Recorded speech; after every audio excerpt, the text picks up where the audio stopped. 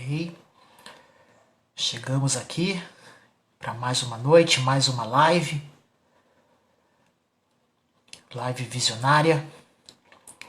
Hoje estarei aqui recebendo o pastor Célio Roberto, da Igreja Apostólica Altar da Adoração.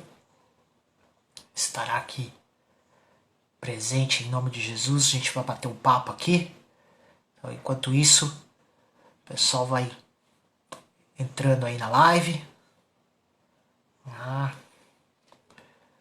Estou aguardando vocês aí, em nome de Jesus. Amém. Amém. Será uma noite especial, será uma noite poderosa em Deus. Falarmos sobre termos uma vida no altar, uma vida no altar do Senhor. E que nós vamos aprender um pouco mais daquilo que Deus tem para nossas vidas. Então, vamos aguardar mais um pouquinho. Daqui a pouco o pastor Célio vai estar entrando aí, em nome de Jesus. Show.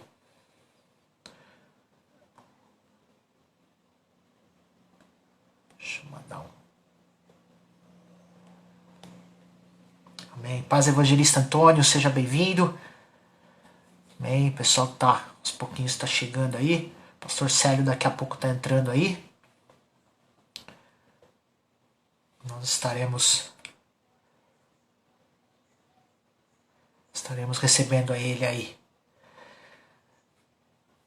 Amém. Paz, Sheila, seja bem-vinda, em nome de Jesus.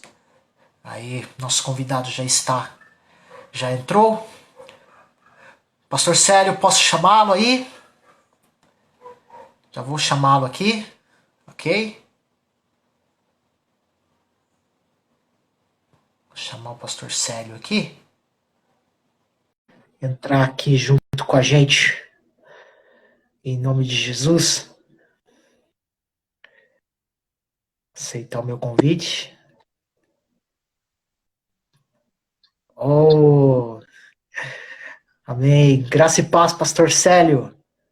Paz, Deus abençoe, glória a Deus. Que bênção estar aí com você, evangelista. Uma honra.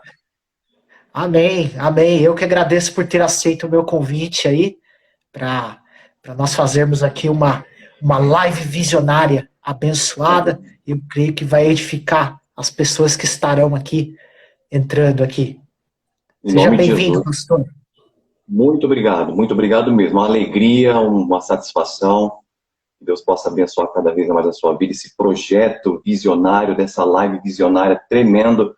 Me apaixonei pelos pilares, achei realmente profético sobre propósito, sobre informação, motivação, inspiração, inovação, credibilidade e superação. É magnífico. Que Deus continue te envolvendo nessa graça, nessa sabedoria, nesta visão. Tremendo. Também vi algumas lives de outros participantes, profético, lindo. Que Deus possa honrar esse trabalho. Eu creio que será expansivo em nome de Jesus. Amém, amém, pastor. Bom, prazerzão te receber, obrigado pelas palavras.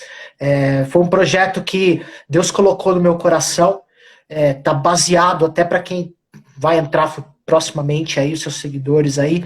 É um projeto baseado em 1 Coríntios, capítulo 9, versículos 22 e 23, que diz que fiz-me tudo, Paulo diz assim, fiz-me tudo para com todos, para por todos os modos chegar a salvar alguns. E em outra parte, no versículo 23, ele diz que eu me torno cooperador com o evangelho. Então, eu senti no meu coração de fazer esse projeto justamente por essa questão de todos os modos, de poder chegar a alcançar alguns e inspirar a vida das pessoas. E por isso que eu me baseei nesses pilares para que as pessoas possam entender verdadeiramente o que é a live visionária. Eu trago pessoas que tenham visão, que tenham uma história, que tenham algo para contar, né, para nós, e que possam inspirar outras pessoas a ter novas ideias, novos projetos, uma nova visão, né, uma visão do reino, né, enfim, ou uma visão empresarial, porque aqui, como eu digo no meu no meu no minha vai lá no meu primeiro vídeo, né, na explicação do projeto, eu falo que eu quero trazer pessoas de diversas áreas, né? Eu não quero somente trazer apóstolos, pastores, evangelistas, eu quero trazer empresários, quero trazer profissionais, eu quero pessoas que possam contar as suas histórias aqui, né? Se elas entenderem realmente que esse projeto é uma visão do reino, isso aqui vai ser edificante, não só para a vida delas próprias, mas para a vida de outras pessoas. E eu vi no senhor, pastor, por isso que eu fiz esse convite, pelo menos o senhor está encaixado em alguns desses pilares, eu identifico isso, o senhor é uma bênção, por estar liderando um ministério, o senhor já tem um propósito, né? Então, por isso que eu fiz esse convite para o senhor estar aqui com a gente, em nome de Jesus. Amém, amém. É uma satisfação de verdade, de coração. Poder falar sobre o reino de Deus, para mim, é incrível. Amo, tenho uma paixão de falar pelo reino de Deus, tenho aprendido muito sobre o reino de Deus. A gente, cada vez mais a gente vai aprendendo um pouco acerca daquilo que é o reino de Deus, o quanto é extensivo, né? O quanto é expansivo, né? O quanto a gente consegue absorver diante de uma visão de reino as questões que concernem aos princípios do eterno. E isso é importantíssimo. Por isso que quando você me fez o convite, que eu vi os pilares, né, que eu assisti e acompanhei algumas lives que o evangelista fez com alguns outros pastores, apóstolos, enfim, que para mim são referências, apóstolo Ricardo Marciano, uma grande referência de um homem de Deus, tive a oportunidade de conhecê-lo pessoalmente, de sentar com ele, um homem de Deus, um homem de visão. Apóstolo Alberto Pires, o apóstolo, não tenho nem o que dizer, um grande amigo, uma pessoa carinhosa, respeitosa, de visão, tem acompanhado muito o ministério de vocês, o apóstolo já esteve ministrando na IGAAD por algumas vezes já, e faz a diferença, a gente sente o reino, a presença de Deus, né? Então são coisas, o profeta é tremendo, o profeta Cliff, né? Cliff Bell também é uma bênção. Cliff Bell, isso. Livre, muito importante. Então, para mim, de fato, é uma honra poder fazer parte desse projeto e poder compartilhar alguma coisa acerca do reino de Deus. É uma alegria imensa, principalmente quando a gente fala acerca daquilo que é o âmbito apostólico, né? Para mim é maravilhoso. Ter conhecido o apostólico, ter conhecido a visão apostólica, para mim foi um divisor de água, tanto para mim quanto para minha esposa, a pastora Jamile.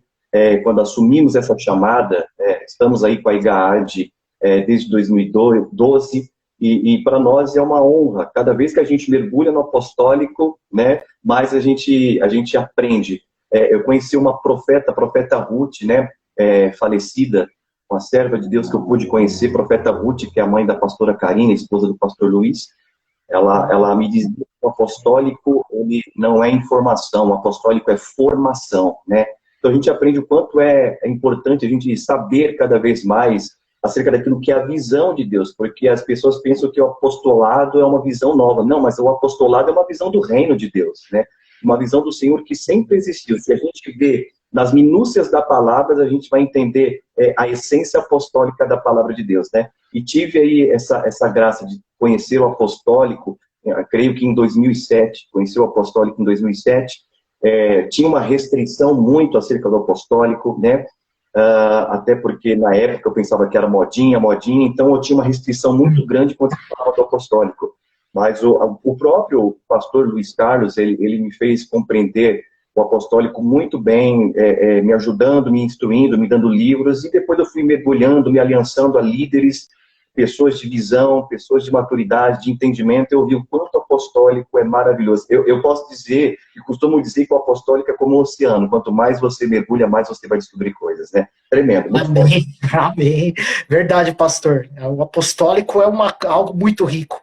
Algo muito, como o apostólico absorve todas as áreas, né? Absorve todos os aspectos, absorve tudo que faz parte da nossa formação, e ainda mais para a formação de liderança. É fundamental essa questão da dimensão do envio que nós estamos vivendo, né, pastor? Então, quando a gente entende e abraça isso, encarna, né? Como diz, a gente encarna a palavra de Deus, nossa, a nossa mente muda absolutamente. E caminhamos nessa visão de uma forma poderosa. E o apostólico, ele é um pilar para cada área das nossas vidas, né? Para cada área, seja ela espiritual, seja ela ministerial, seja ela profissional, pessoal, é um pilar. Aquele que mergulha dentro da visão apostólica entende o quanto ele é um pilar sustentador para cada área das nossas vidas, né? E eu confesso a você que eu louvo a Deus por ter conhecido o apostólico, de mergulhar nessa visão apostólica, nessa visão profética.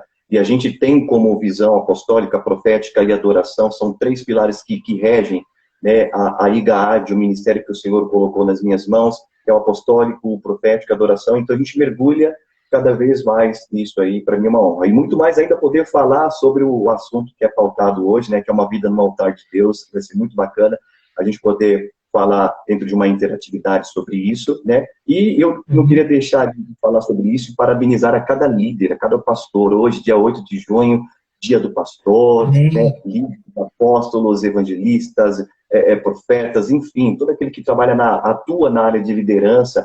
Quero realmente louvar a Deus pela vida de cada um de vocês, em nome de Jesus. É uma alegria imensa. O meu mentor espiritual, o apóstolo Cleiton Nantes, da Torre Forte, também. Quero louvar a Deus pela vida dele. São pessoas de Deus, são pessoas incríveis que merecem cada vez mais a graça de Deus. E toda essa liderança, pastores que a gente nem conhece, pastores anônimos, pastores que estão aí, né, no conhecimento de todos, enfim, que a bênção de Deus e a graça de Deus seja sobre cada líder, cada pastor, em nome de Jesus, que o Senhor conceda graça, sabedoria, fé e força para cada um de vocês, em nome de Jesus. Amém. Faço suas as minhas palavras também. Quero parabenizar, já que hoje é o dia do pastor, quero parabenizar todos os pastores, todos os líderes, em especial meu líder, apóstolo Alberto Pires, pastor Tiago, que foi o meu mentor, né? Aliás, ele vai estar aqui amanhã, vai estar amanhã na live visionária aqui, amanhã às 7 horas, pastor Tiago vai estar aqui comigo aqui. Quero honrar a vida deles e eu creio que sem eles eu não seria a pessoa que hoje eu sou, e eu creio que Deus tem muito mais, não só para a minha vida, mas para as nossas vidas, em nome de Jesus.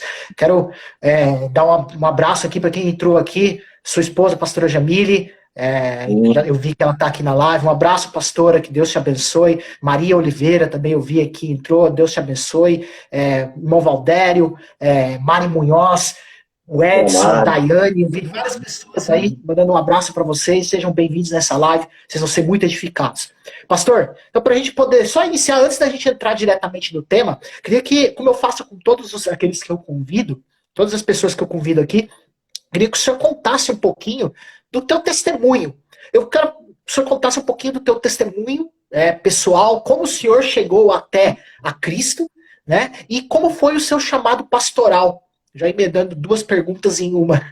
Ok, pastor? Poderia falar para a gente? Importante falar sobre isso. Até porque eu vim de uma linhagem, criado numa linhagem de testemunho de Jeová, desde os meus 5 anos de idade. 4, 5 anos de idade, eu fui criado na testemunha de Jeová. No entanto, eu cresci na testemunha de Jeová, fui discipulado ali, né, dentro dessa visão, na testemunha de Jeová.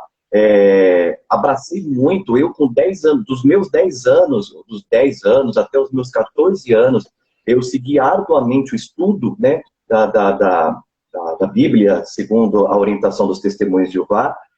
Batia de porta em porta, estava lá de semana, estava de final de semana. Sábado de manhã, estava ali batendo de casa em casa para poder distribuir esses livrinhos.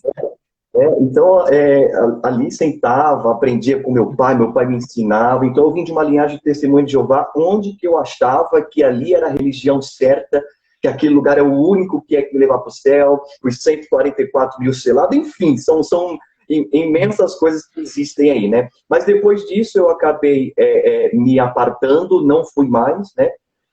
Meu pai é desassociado hoje da religião Testemunho de Jeová, e creio que ele vai voltar, mas vai voltar servindo a Cristo, porque minha mãe já é uma obreira lá na igreja nossa, lá, e eu creio que Deus vai alcançar. Confirmamos em nome de Jesus. Então, ali depois eu saí, a gente sabe como que é a história. A gente vai para o mundo, mergulha nessa vida mundana, de malignidade, de promiscuidade, sair para esse mundão afora aí, e tinha paura de cristão, tinha paura de crente. Para você ter uma noção, em suma, para que eu possa resumir rapidamente, o que eu fazia? Eu esperava alguns amigos meus, né, que eram da igreja, inclusive de uma igreja assembleia, bem tradicional, eu esperava eles na porta da igreja para tirá-los para levar comigo para a prostituição.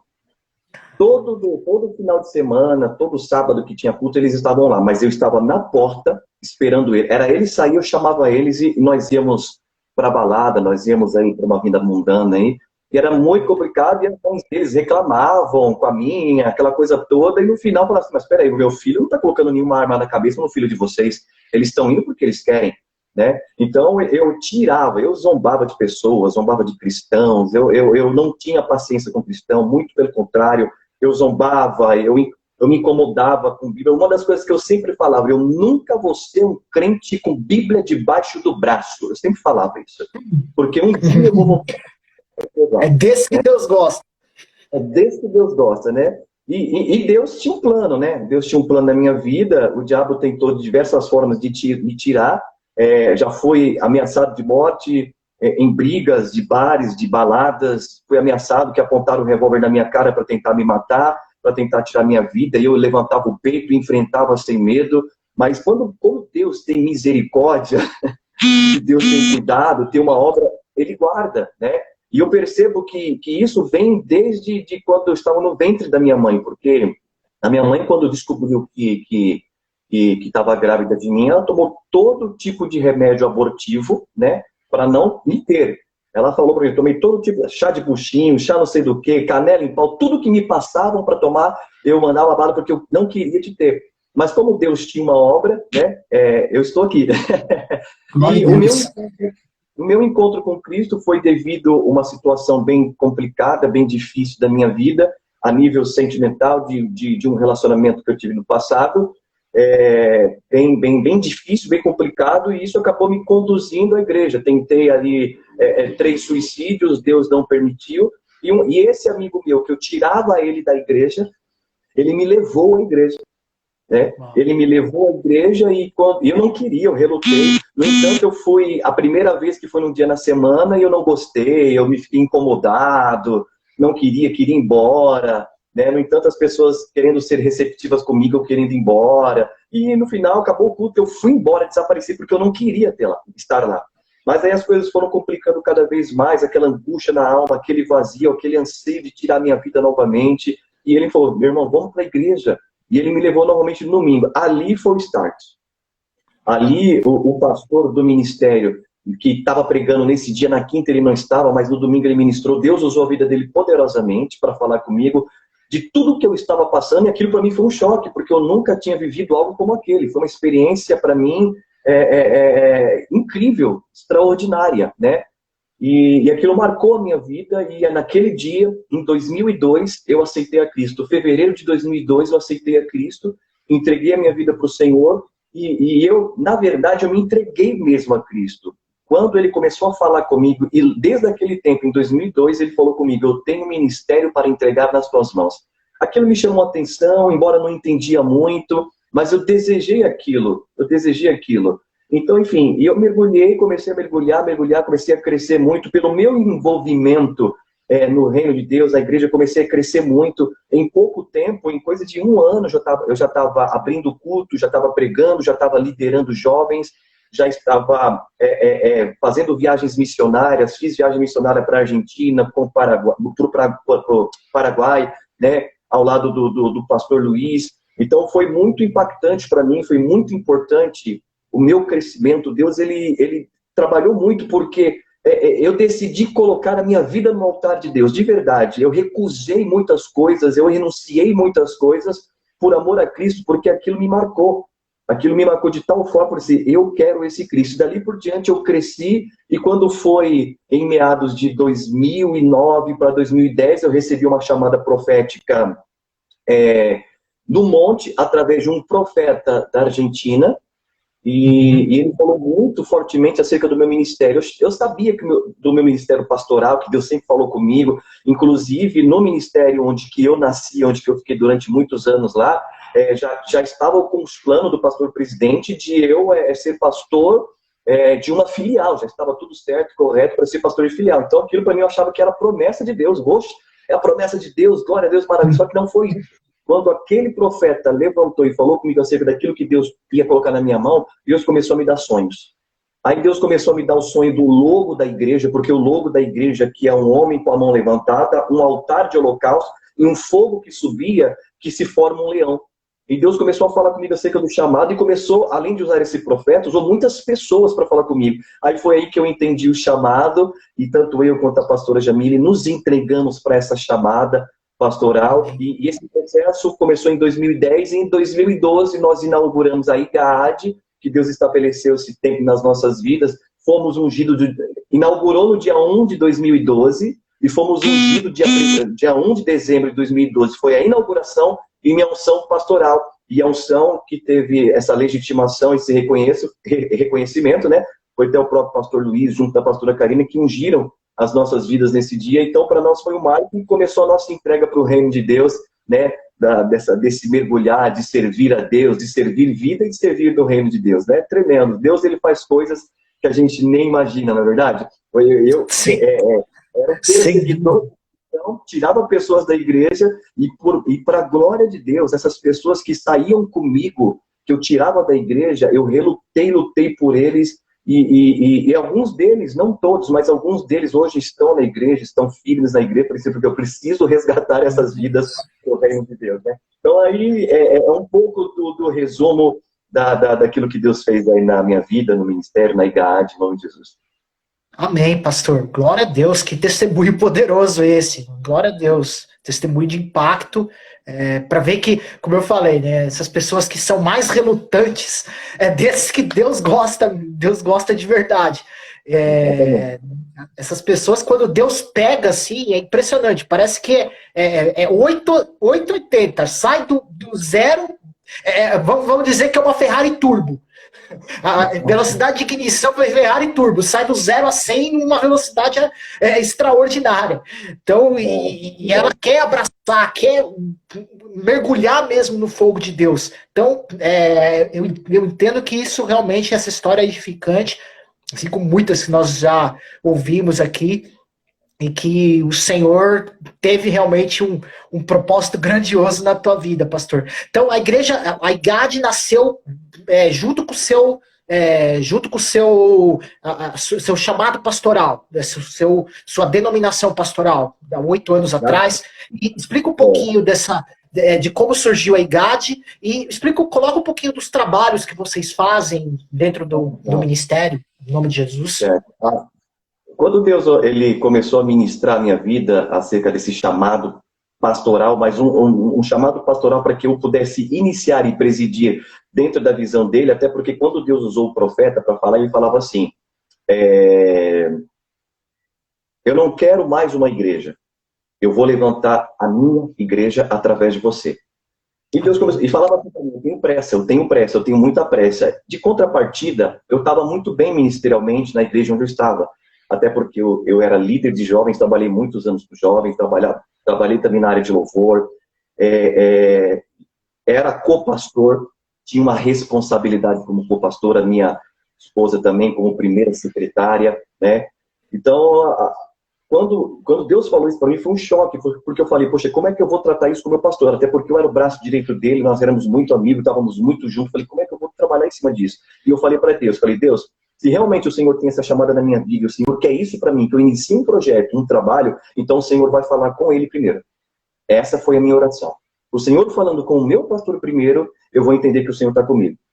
Bom, eu orei ao Senhor naquela semana, aí chegou o culto de domingo, ele ministrou e eu estava lá no altar, junto com ele pregando, e todas as vezes que ele pregava, ele olhava para mim, aí ele voltava. E ele continuava pregando, ele olhava para mim.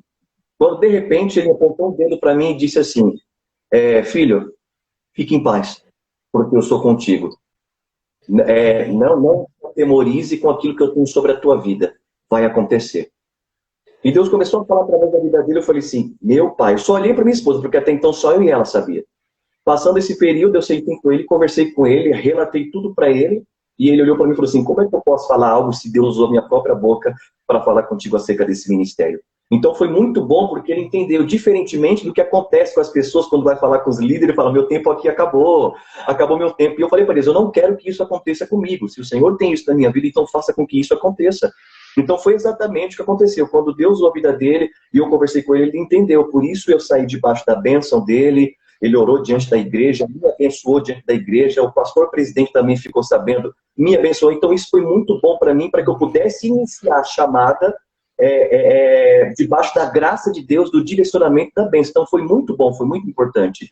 Então nós iniciamos o trabalho, começamos esse trabalho na nossa casa, Deus começou a falar muito conosco, né? Iniciamos esse projeto com poucas pessoas e de repente eu encontrei um espaço, encontrei um salãozinho pequeno que nós começamos a mexer nele, bem pequenininho, não tinha nem acho que 50 metros quadrados, né? E começamos os trabalhos lá, inauguramos a igreja, como eu disse para vocês, no dia 1º de dezembro de 2012, onde também nós fomos legitimados. Nós já havíamos sido separados. Em 2010, nós fomos separados ao pastorado, né? Fomos separados ao pastorado. Mas em 2012 houve a legitimação, como eu disse para você, que o pastor Luiz e a pastora Karina foram aí que nos legitimaram a pastores naquela época. Então ali nós iniciamos esse projeto, começamos a trabalhar e Deus começou a ministrar.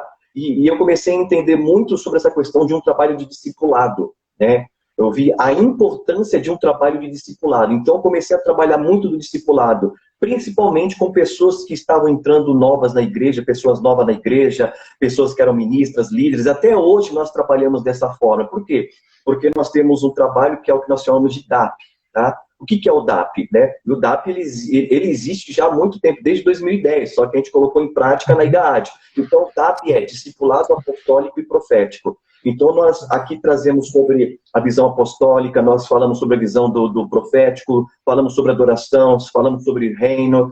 Então, a gente traz um discipulado para quê? Para que todos possam compreender qual que é a visão do ministério, qual que é a visão da igreja. Entendendo essa visão, então vamos trabalhar comigo. Então, tem pessoas que ficam durante 3, 6, 7 meses, 8 meses sentada, só sendo discipulada acerca da visão, para que depois possam trabalhar conosco com precisão. Então, o DAP é uma ferramenta fundamental que nós fazemos na IGAAD, né?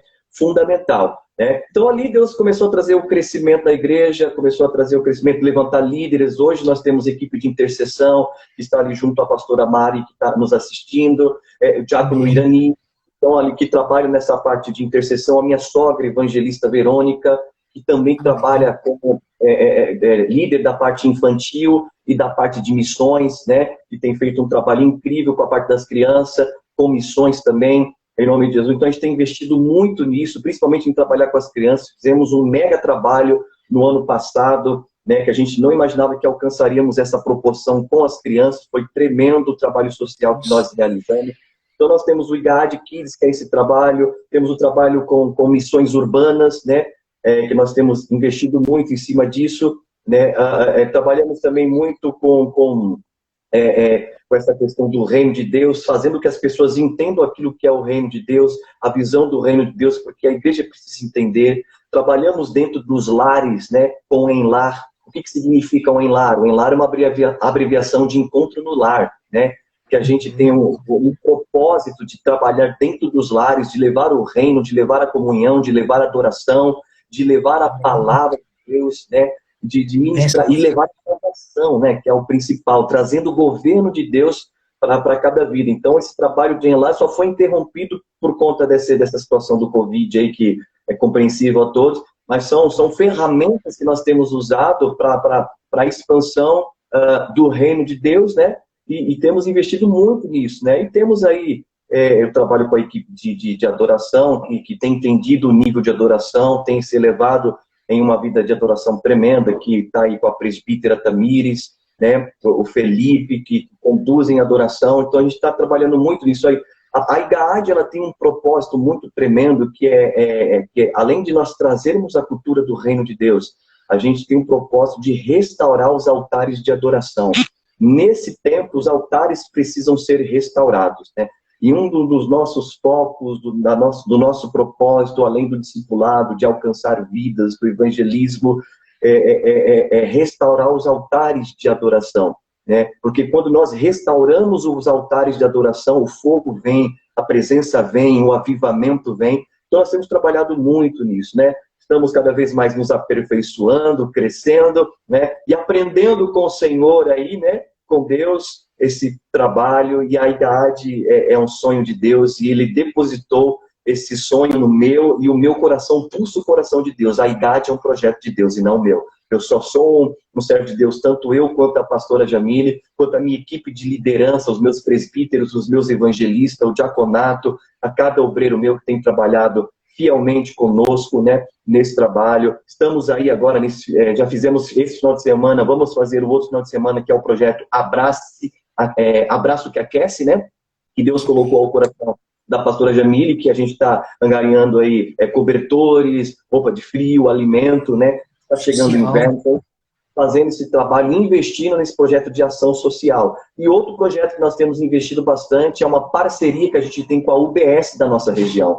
Nós temos uma parceria com a UBS da nossa região, onde que a gente abriu o nosso espaço, né, o espaço da igreja para atendimento com crianças. Lá vai a psicóloga, vai a médica do posto, que é a clínica, nutricionista, lá os enfermeiros-chefe, lá eles atendem criança, idosos, fazem ficha do Bolsa Família, enfim, a gente está abrindo trabalho justamente para que a gente possa impactar a sociedade. Esse é o nosso plano, esse é o nosso projeto. Nós não estamos ali para ser uma igreja naquele local, nós estamos ali para ser a igreja de Cristo que contagia e influencia toda a localidade. Esse é o nosso propósito, esse é o nosso chamado. Amém, pastor. Isso é influência do reino. Isso é influência do reino. É influenciarmos dentro do reino de Deus. E o reino de Deus tem que tocar todas as áreas, como a gente já disse aqui. E acho que a igreja, pastor, realmente, ela também, agora, nesse momento, ainda mais nesse período de pandemia, ela tem acordado ainda mais para o social. A gente vê muitas igrejas, eu vejo alguns trabalhos, como, por exemplo, eu vejo, por exemplo, o trabalho do pastor Rica, que é da Bola de Neve, ele faz lá na Cracolândia, enfim, que é um trabalho poderoso em relação ao social, enfim, nós também estamos com trabalho social. Eu acho que a igreja, em geral, ela acordou também, não vou dizer essa palavra acordar, não é bem essa palavra, mas ela agora despertou, vamos dizer, essa é a melhor palavra, despertou pro social, ainda mais nesse período. Isso pelo menos é a minha visão, pastor. Sim. Que é a visão do reino, né? Amém. Quero agradecer a todos que entraram aqui na live. Sim. Você ia falar, pastor? Desculpa, acabei interrompendo. Nós temos que, como igreja, com urgência, clamarmos por um avivamento, né? Tenho ministrado muito nisso e rapidamente pincelando.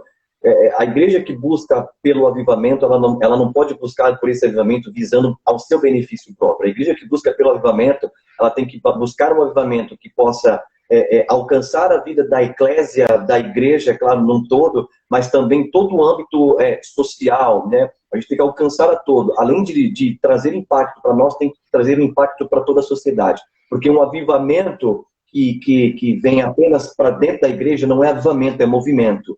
Mas um avivamento que ele é expansivo, que alcança todas as esferas de influência, realmente isso é um avivamento verdadeiro. Amém. Quero agradecer a todos que estão aí na live. Ainda vai ter muita coisa poderosa aqui. Fica aí, hein? Em nome de Jesus. Vamos agora entrar no tema, né, pastor? Que eu propus para o senhor, em nome de Jesus, que é a respeito de termos uma vida no altar. Ok? Eu vou direto no ponto. Como para o senhor, na sua visão, o que é ter uma vida no altar do Senhor e como ter efetivamente essa vida? Vamos falar sobre isso, né?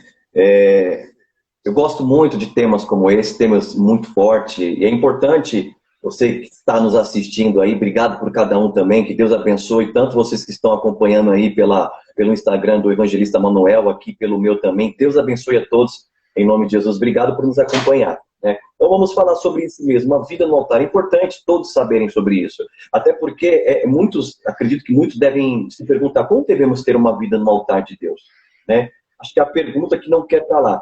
E eu acredito, de verdade, piamente falando, que a primeira coisa que nós devemos saber é que ter uma vida no altar não está atrelado na roupa que eu uso, no quanto eu evidencio a minha oração, em quantas vezes eu li a Bíblia, de quantas vezes eu vou à igreja de segunda a segunda, em quantas vezes eu jejuo na semana, ou quanto eu profetizo, falo em línguas, ou entrego profecia. Não está atrelado a isso, nós precisamos entender, porque isso acaba gerando muito mais um padrão de religiosidade e ativismo religioso do que uma vida no altar. Então a gente precisa ter cautela, a gente precisa ter cuidado para tentar entender, falar em línguas, ler a Bíblia, ter uma vida de oração será consequência de ter uma vida no altar, tá? Mas veja bem, existem alguns princípios básicos, evangelista Manuel, que eu defendo, que podem nos auxiliar a entender o que é ter uma vida no altar de Deus e como podemos, né? Como podemos vivenciar isso. Eu tenho alguns pontos que o Espírito Santo me deu, que se você puder anotar aí, que eu acho interessante, mas também vai estar disponível aí nas páginas do evangelista e no canal do YouTube, que ele vai falar depois. Mas é importante a gente entender esses princípios, porque não são princípios humanos, são princípios eternos, são princípios bíblicos, né? Então vamos começar a entender o que significa de fato ter uma vida no altar de Deus. O que significa? Primeira coisa, eu vou falar de cinco pontos aqui, de 6 pontos, rapidamente, para a compreensão de todos. O primeiro ponto que eu quero falar para vocês: ter uma vida no altar de Deus significa renúncia. Ter uma vida no altar de Deus significa renúncia. E renúncia tem a ver com recusa, com recusar. Quando nós falamos de renúncia, é o não querer, é abrir mão. Nós estamos falando de se abdicar de algo, ou seja, é deixar voluntariamente. Quando eu falo, não adianta eu querer falar de ter uma vida no altar de Deus sem falar de renúncia. Eu preciso renunciar às minhas vontades. Eu preciso renunciar os meus desejos. Eu preciso abdicar de muitas coisas. O que Jesus diz? Aquele que quer vir após mim, pega a tua cruz e me siga. Porque é necessário renúncia. É necessário você abandonar os seus prazeres. É necessário você deixar de lado os seus desejos carnais, emocionais, muitas das vezes, pessoais, por Cristo, pelo reino de Deus. E renúncia é para poucos. Muitas pessoas estão deixando de servir a Deus de uma forma intensa porque não estão entendendo esse propósito de renúncia, porque não querem renunciar, não querem abrir mão, não querem abdicar. É como aquele jovem rico. O que farei para herdar a vinda do reino dos céus? O Senhor, de tudo, ainda lhe falta alguma coisa. Ele falou todos os pontos, mas lhe falta uma coisa. Vende tudo o que tens e me segue. Não é que Jesus queria que ele ficasse pobre ou miserável. Jesus queria que ele investisse no reino, seguisse ele e renunciasse os seus prazeres e o amor que ele tinha pelo dinheiro. Então, assim, a renúncia é difícil. A palavra do Senhor diz que aquele homem virou as costas, pesou o coração dele e ele saiu. Porque nem todo mundo quer renunciar, nem todo mundo quer se abdicar, nem todo mundo quer abandonar, deixar as coisas voluntariamente por Deus e pelo reino de Deus. E olha que interessante, né? Jesus, ele renunciou o seu reino, vamos dizer assim, os céus, o seu trono, para estar entre nós. Foi uma renúncia de Cristo, para entrar entre os homens, para se fazer carne. Ele deixou toda a sua glória, ele deixou o seu trono para estar entre nós. Isso é renúncia. E ele fez isso por amor. Quem renuncia, ama. Então é isso que falta no meio da eclésia, é isso que falta no meio da igreja. Pessoas que querem ter a vida no altar de Deus, elas precisam renunciar, tá? Precisam se abdicar. E existem algumas coisas que você sabe o que precisa ser renunciado para servir a Deus. Porque tudo aquilo que eu não renuncio por amor a Deus, ele me paralisa na obra e me impede de crescer, de ser ativado e de avançar. Então é tempo de nós entrarmos com renúncia para romper todas as barreiras, para que nós possamos crescer com uma vida no altar de Deus. Então a renúncia, ela é primordial para as nossas vidas, é essencial. Esse é o primeiro ponto que eu falo. O segundo ponto para se ter uma vida no altar de Deus significa morte e sacrifício. Poxa vida, vamos lá. Literalmente falando, um complementa o outro. Por isso eu fiz essa junção dos dois nesse segundo ponto. Um complementa o outro. Mas cada um trabalha dentro de sua ordem. No Antigo Testamento, uma oferta para ser entregue ao Senhor, ela precisava primeiramente ser morto. O animal precisava primeiramente ser morto, ser imolado para ser colocado no altar como oferta, para ser entregue, mas precisava primeiro ser morto para ser oferecido e para ser aceito no altar de Deus. Escute. Então, para que o nosso sacrifício, ou seja, a nossa oferta, as nossas vidas sejam aceitas diante do altar de Deus, nós precisamos morrer para o mundo, morrer para nós mesmos, morrer para o sistema deste mundo, esse sistema pecaminoso deste mundo, que fere a santidade de Deus e que nos fazem transgredir as leis. Nós precisamos nos afastar disso. Então nós precisamos morrer para o pecado, morrer para o sistema e morrer para nós mesmos. Para quê? Morrer para que a gente possa ser aceito diante do altar de Deus e nos entregar como oferta diante do altar de Deus. Até porque o apóstolo Paulo, o que ele diz lá na epístola escrita aos Romanos, no capítulo 12, no versículo de número 1? Isso é uma chave. O apóstolo Paulo diz: rogo-vos, pois, irmãos meus, pela compaixão de Deus, que apresentei os vossos corpos em sacrifício vivo, santo e agradável a Deus, que é o nosso culto racional. Mas olha que interessante, olha a chave. Apresentei os vossos corpos como sacrifício vivo. Mas espera aí, o senhor acabou de falar que antes do sacrifício vem a morte. E Paulo está falando de um sacrifício vivo, mas espera aí, como é que eu posso entregar um sacrifício vivo se eu tenho que morrer? Escuta, entenda, você não precisa se matar, você não precisa tirar a sua vida.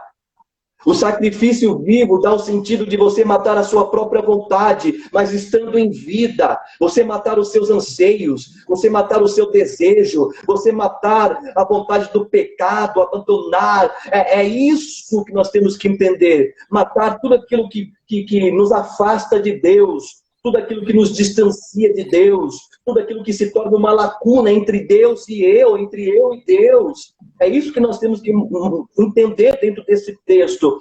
Como sacrifício vivo diante do altar de Deus, nós temos que matar muitas coisas que existem dentro de nós, que Deus sabe o que é e que precisam ser mortas por você, se é que nós queremos ter uma vida no altar de Deus. Então você precisa ter esse sentido de morte e sacrifício. Se você quer ter uma vida aceita diante de Deus, se você quer que o fogo de Deus venha sobre a tua vida, poxa vida, nós precisamos matar muitas coisas dentro de nós. Muitas coisas que desagradam a Deus, que só nós sabemos, viu? Eu e você sabemos, as pessoas podem não saber, mas eu e você, e principalmente Deus, sabe. Então é isso que precisa morrer, é isso que nós precisamos matar. Tudo aquilo que te afasta de Deus, tudo aquilo que cria uma lacuna, tudo aquilo que te aparta da glória de Deus, meu irmão, nós temos que entender isso.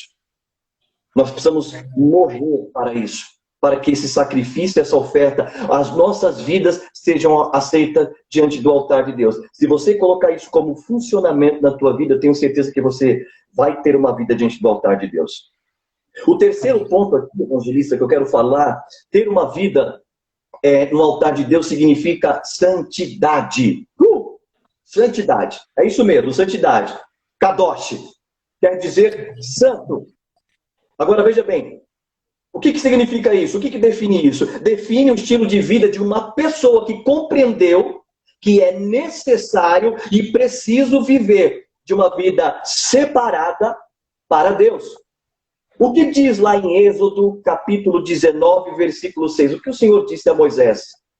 Olha que interessante. Olha que Deus fala através de Moisés para o povo. E vós, escute, e vós me sereis um reino sacerdotal e um povo santo, um povo separado, a minha propriedade peculiar. É isso que ele diz lá em Êxodo 19:6. Ele continua: estas são as palavras que falarás aos filhos de Israel. Por quê? Porque o desejo de Deus era que os seus filhos tivessem uma vida separada para ele.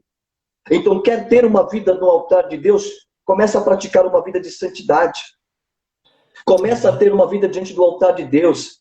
Começa a se separar para Deus, para as coisas de Deus, sabe? Para o reino de Deus. Nós precisamos ter uma vida de santidade. E ter uma vida de santidade significa se apartar de tudo aquilo que nos suja, que nos torna impuro. Não é que viver uma vida de santidade vai te tornar perfeito, até porque não tem perfeito nessa terra. Mas andar em vida de santidade é um processo de aperfeiçoamento que é possível em que a glória de Deus se manifeste através de você. Por isso que precisamos caminhar em santidade, porque Deus ele vê o seu esforço, Deus ele vê a sua intensidade em buscar a santidade, em viver apartado, para que a glória de Deus se manifeste. O que aconteceu lá com o profeta Isaías no capítulo 6, naquela visão transcendental que ele tem, extraordinária? O Senhor aparece, ele vê o Senhor assentado no alto e sublime trono, e o Senhor falando, em quem eu enviarei? Quem há de ir por nós? Aí ele fala, eis-me aqui, envia-me a mim. Só que ele tem um diálogo com Deus e fala assim, ó Deus, é o seguinte, só que tem um porém, eu sou um homem de lábios impuros, que vivo no meio de um povo de impuros lábios. Note que Isaías, quando ele fala sobre isso, ele não acusa o povo, ele fala sobre ele. Eu sou um homem falho, Senhor. Eu sou um homem de impuros lábios. E também vivo no meio de um povo de impuros lábios. Ele começa a se apresentar diante de Deus e confessar os pecados da sua vida, porque ele sabia da chamada profética sobre a vida dele e o quanto ele precisava ser aperfeiçoado. Quando ele faz essa declaração, o Senhor envia o tenaz, o anjo toca os lábios dele e o purifica. Porque o Senhor entendeu o anseio dele de ser separado. Deus ele compreende que viver aqui não é fácil, é complicado. Você está entendendo? Só que nós não podemos pegar essa situação desse mundo, esse caos desse mundo, essa vida de malignidade e querer usar como subterfúgio para ter uma vida de pecado. Não podemos usar isso. Então, o que nós precisamos entender é que, independentemente nós temos que buscar santidade, ser separado para Deus, ter uma vida de santificação, ser propriedade peculiar de Deus.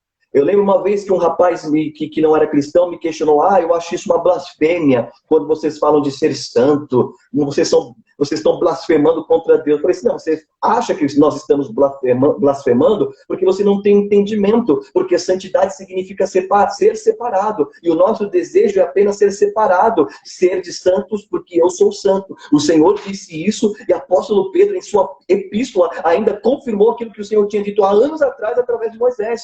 Porque o desejo que o Senhor tem, que a igreja ande em santidade, é tremendo. Por quê? Para que a glória dele seja revelada através de uma igreja santificada. Então, quer ter uma vida no altar de Deus? Se santifica. Simples, vamos lá. É isso que o Senhor quer. O quarto ponto de ter uma vida no altar de Deus significa compromisso e comprometimento.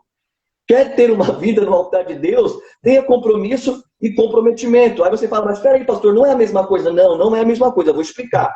O compromisso, ele é uma responsabilidade assumida. Agora, o comprometimento, ele vai além da responsabilidade. O comprometimento, além de ir além da responsabilidade, é uma pessoa envolvida e motivada para cumprir esse compromisso. Então não adianta apenas o compromisso sem ter o comprometimento. Precisamos do compromisso e do comprometimento, porque o comprometimento nos envolve de uma tal forma que nos faz pessoas motivadoras para dar o nosso melhor para Deus e para o reino de Deus, melhor dizendo, com maturidade, para poder honrar a aliança que Ele tem conosco e os planos que Ele tem para com as nossas vidas. Então, tudo isso tem a ver com compromisso e comprometimento. Então, a igreja precisa ser uma igreja que abraça o compromisso, porém também que seja uma igreja comprometida com o reino de Deus. Porque quando nós somos comprometidos, nós temos responsabilidades. Nós entendemos com responsabilidade, com entendimento e com maturidade. Então, o que a igreja precisa hoje para ter uma vida no altar de Deus é compromisso e comprometimento. Tá? Quinto ponto que eu entendo aqui.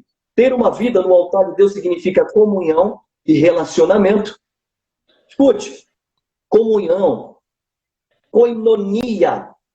Qual o sentido disso? Dá um sentido de participação, companheirismo. Nós estamos falando de uma sintonia em que há uma união e uma ligação.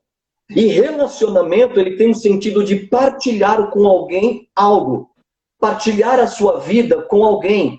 E quando eu falo de relacionamento, eu falo de amor, intimidade, proximidade e confiança. Então, nós precisamos ter esses dois caminhando juntos. Comunhão e relacionamento. Porque a comunhão e o relacionamento apontam para uma vida de intimidade. Quando eu tenho uma vida no altar de Deus, eu tenho uma vida no altar de Deus porque eu vivo uma vida de comunhão e de relacionamento com Deus. Eu não posso querer me aproximar de Deus sem me relacionar. Eu não posso ter uma intimidade com Deus sem ser participativo com o seu reino, sem ser participativo com a sua obra, se não ter uma sintonia minha com o reino, com Deus, de Deus. Eu preciso estar sintonizado, por isso eu preciso de comunhão. Se eu quero ter uma vida de relacionamento, eu preciso ter comunhão, eu preciso ter uma sintonia para que eu possa me relacionar com Deus, para que eu possa ter uma intimidade, que isso acaba criando esses pilares que eu falei para você, que é o amor, intimidade, proximidade e confiança. Então, meu irmão, ter uma vida no altar de Deus também é comunhão e relacionamento. Existem pessoas que não querem ter intimidade com Deus, que não querem se relacionar. Se relacionar com Deus é muito ruim. Ter intimidade com Deus é muito complicado. Seguir as leis de Deus e os princípios, para mim, não coopera. Por quê? Porque não querem estar em sintonia. Não querem estar em congruência com Deus e com seu reino e com a sua palavra. Então, como eu falo de comunhão e relacionamento, se eu não tenho uma sintonia, se eu não quero ter um companheirismo, se eu não quero ser participativo desse reino de Deus, eu nunca vou chegar ao nível de intimidade com Deus, de proximidade, de amor e confiança. Então, Deus ele precisa de pessoas que tenham, além de comunhão, que vivam uma vida de relacionamento, porque a comunhão é uma ponte para uma vida de relacionamento e intimidade. Guarda isso no teu espírito. A comunhão é uma ponte para uma vida de relacionamento e de intimidade com Deus. Quando aprendemos isso, nós precisamos ter essa essência fluindo dentro de nós. E para que eu possa aqui encerrar, porque, como você mesmo disse, é muito extensivo, mas para que eu possa encerrar aqui o sexto ponto, ter uma vida no altar de Deus significa ter a certeza da salvação. Amém. Quantas pessoas não sabem ou não têm certeza de sua salvação? Eu mesmo, em discipulado, sentei com alguns, conversei, bati papo, falei assim, você tem certeza da sua salvação? E me responderam, eu acho que não. Mas peraí, como assim? Falei, como assim? Como eu não tenho a certeza da minha salvação? Se eu falo que eu tenho uma vida no altar de Deus e não tenho certeza da minha salvação, peraí, que coisa é essa? Peraí, tá tendo conflito. Então a minha vida não está no altar de Deus, porque aquele que tem a vida no altar de Deus significa que ele tem a certeza da salvação. O que é salvação? Sotéria. A palavra salvação, ela, no grego, ela tem o sentido de quê? De cura, de resgate. E a soteriologia, dentro da teologia sistemática, ela aponta para onde? Ela aponta para o sacrifício de Jesus Cristo na cruz do Calvário por nós. Então, se eu não acredito, não tenho certeza da minha salvação, meu irmão, que coisa é essa? Estou tendo conflitos até acerca da minha identidade, de quem eu sou em Deus, de quem eu sou no reino de Deus. E nós precisamos mudar. Meu irmão, amados irmãos que estão me ouvindo, ter uma vida no altar de Deus é crer e entender que o plano salvífico de Deus para as nossas vidas, ou seja, para mim e para você, mediante ao seu Filho Jesus Cristo, continua sendo válido para os nossos corações. Porque a partir do momento que eu falo que eu não tenho certeza da minha salvação, é a mesma coisa que eu falar, eu não tenho a vida no altar de Deus. Porque como é que eu posso falar que eu não tenho certeza da minha salvação e falo que eu tenho vida no altar? Peraí, é conflitos. É conflito de uma imaturidade sem precedentes. Então nós precisamos entender, no que se diz respeito desse assunto de salvação, de vida no altar de Deus, é que se você não tem certeza da sua salvação, peraí, vamos começar a refletir, porque você pode estar no caminho errado, então, desculpe. Essa é a grande realidade, né? Se você está anos na igreja, anos e anos, e não tem certeza da sua salvação, deve ser porque você está anulando os princípios de renúncia, de morte, sacrifício, de santidade, compromisso e comprometimento, comunhão e relacionamento. Então, alguma coisa está acontecendo. Em algum ponto está falhando para que você tenha dúvidas acerca da sua salvação. Nós precisamos entender. Quando eu deixo de crer, ou quando eu deixo de ter a minha vida no altar de Deus, quando eu deixo de ter a minha vida no altar de Deus e não tenho certeza da minha salvação, sabe o que significa, evangelista? Que eu estou invalidando a obra redentora de Cristo, que ele fez por amor a mim, a você e a todos que estão assistindo. Aí sabe o que acontece? Eu estou expondo no sangue de Jesus. Como assim, pastor? Eu estou ignorando o seu sacrifício na cruz. Nós precisamos entender isso. É isso que a irmã está colocando aqui, a irmã Pádua. Vida no altar, renúncia, sacrifício, santidade, comunhão, relacionamento com Deus. Isso é ter certeza da sua salvação. Isso é vida no altar. Então, se você de que você será salvo, para mim isso é preocupante. Muito preocupante. Se você que está assistindo, líder, irmão que trabalha no reino, tem algum trabalho que tem dúvidas acerca da salvação, é porque existe alguma coisa que está fora de sintonia e que existem falhas dentro dos pilares, dos pontos que eu apresentei para vocês aqui. Então é necessário a gente retomar isso. Então, para que a gente possa ter realmente uma vida no altar de Deus, nós precisamos ter renúncia. Segundo, morte e sacrifício. Terceiro, santidade. Quarto, compromisso e comprometimento. Quinto, comunhão e relacionamento. E ter a certeza da minha salvação. Isso sim é ter uma vida no altar de Deus. Aí você pode olhar para mim e falar, pastor, eu falhei em todos esses pontos. Eu falhei em todas essas partes que foram apresentadas aqui. Eu acho que Deus não me quer mais. Eu acho que eu nunca vou ter a minha vida no altar de Deus. Engano seu. Engano seu. Você pode começar a alinhar todas as coisas a partir de agora. Mesmo que você tenha falhado hoje, mesmo que você tenha pecado, mesmo que você tenha ferido a santidade de Deus, transgredido a lei, mesmo que você tenha errado de alguma forma.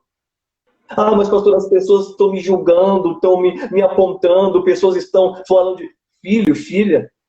Essas pessoas que estão te apontando ou apontam alguma pessoa que caiu, é porque elas não entendem da graça. A graça, ela integra, ela une.